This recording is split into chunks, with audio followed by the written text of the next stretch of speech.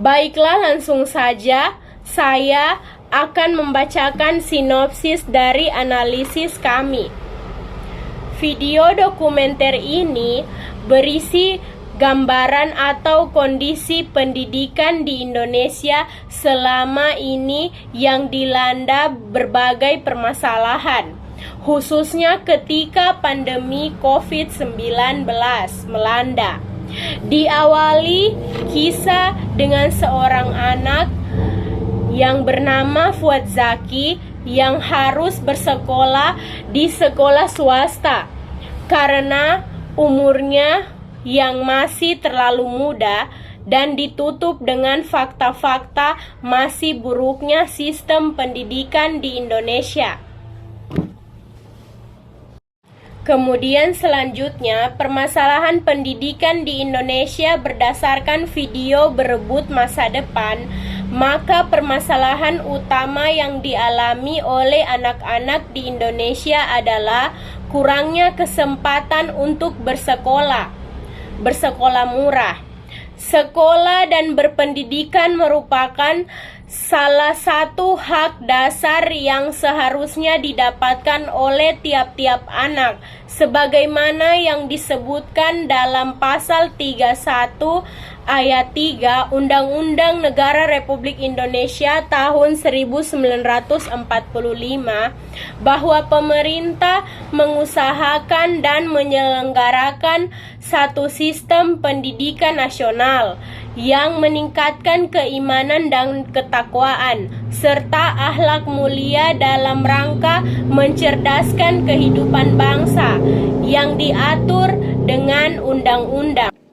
Fakta dunia pendidikan merujuk ketentuan pasal 16 Permendikbud nomor 14 tahun 2018 bahwa sekolah yang diselenggarakan oleh pemerintah daerah wajib menerima calon peserta didik yang berdomisili pada radius zona terdekat dari sekolah paling sedikit sebesar 90% dari total jumlah keseluruhan peserta didik yang diterima.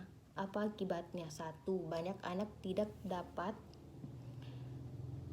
akses pendidikan yang murah karena harus bersekolah di sekolah swasta dengan biaya yang lebih mahal dari sekolah negeri. Yang kedua, banyak anak yang nantinya tidak bersekolah karena tidak mendapatkan kuota di sekolah negeri. Yang ketiga, banyak anak yang bisa putus sekolah karena tidak sanggup membayar biaya sekolah swasta. Yang keempat, menciptakan ketidakadilan bagi anak karena jika jarak rumah antara anak ke sekolah sama maka akan dipilih yang lebih tua. Permasalahan pendidikan di Indonesia. Selain permasalahan sistem zonasi, menurut Beta Anugrah dari Forum Indonesia untuk Transportasi Anggaran menyatakan jika tata kelola anggaran pendidikan di Indonesia masih menjadi PR untuk disesuaikan. Di sini saya akan membacakan perkembangan sekolah negeri menjadi lambat. Anggaran fisik khusus yang hanya sebesar 0,6% dalam kurung 2,7 triliun rupiah menyebabkan revitalisasi sekolah atau pembangunan sekolah negeri baru menjadi sangat lamban dibandingkan sekolah swasta. Dari data yang dihimpun, pertumbuhan sekolah negeri hanya sebesar 382 per tahun, sedangkan sekolah swasta bertambah sebanyak 1.814 per tahunnya. Baik, di sini ada statistik dari tahun 2016 sampai 2019 pertumbuhan jumlah sekolah. Teman-teman bisa lihat sendiri. Akan tetapi biaya birokrasi yang tinggi tidak selaras dengan kemajuan mutu pendidikan pada sekolah negeri mengalami peningkatan. Sebagaimana fakta bahwa dari 20 SMA SMK terbaik di Indonesia, 14 diantaranya didominasi oleh sekolah swasta. Di sini ada 20 sekolah SMA terbaik 2019. Teman-teman bisa lihat upaya yang dilakukan pemerintah. Untuk menyikapi keadaan ini, pemerintah kemudian mengeluarkan program Kartu Indonesia Pintar, di mana siswa yang menerima bantuan akan mendapatkan sejumlah uang tip tahunnya. Untuk SD, siswa akan menerima bantuan sebesar 450.000, jenjang SMP siswa akan menerima bantuan sebesar 450.000 dan SMA sampai SMK atau SMA atau SMK akan menerima sebesar 1 juta rupiah. Kebijakan yang sama dan lebih baik juga diterapkan oleh Provinsi DKI Jakarta. Selain itu, Kartu Indonesia Pintar, Pemprov juga mengeluarkan Kartu Jakarta Pintar yang dananya diterima tiap bulan dan bantuan pembiayaan uang pangkal yang akan berguna bagi siswa baru di sekolah swasta. Di sini ada tabelnya yang penerima